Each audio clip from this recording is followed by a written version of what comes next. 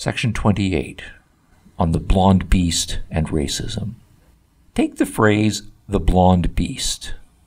In recoiling from what he saw as a flaccid 19th century European culture, Nietzsche often called longingly for, quote, some pack of blonde beasts of prey, a conqueror and master race which, organized for war and with the ability to organize, unhesitatingly lays its terrible claws upon a populace, unquote. And he spoke of, quote, the deep and icy mistrust the German still arouses today whenever he gets into a position of power is an echo of that inextinguishable horror with which Europe observed for centuries that raging of the blonde Germanic beast, unquote. And again, inspirationally about what one finds, quote, at the bottom of all these noble races, the beast of prey, the splendid blonde beast, prowling about avidly in search of spoil and victory. This hidden core needs to erupt from time to time. The animal has to get out and go back to the wilderness.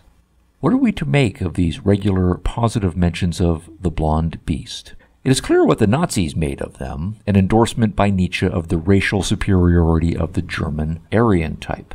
But for those who have read the original Nietzsche, that interpretation clearly takes Nietzsche's words out of context. In context, the blonde beast that Nietzsche refers to is the lion, the great feline predator with the shaggy blonde mane and the terrific roar.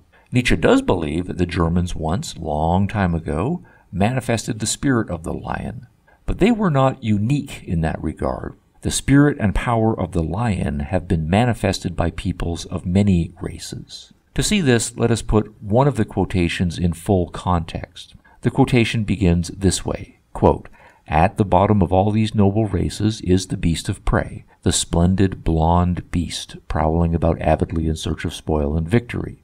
Now let us complete the sentence as Nietzsche wrote it, quote, the Roman, Arabian, Germanic, Japanese nobility, the Homeric heroes, the Scandinavian Vikings, they all shared this need, unquote.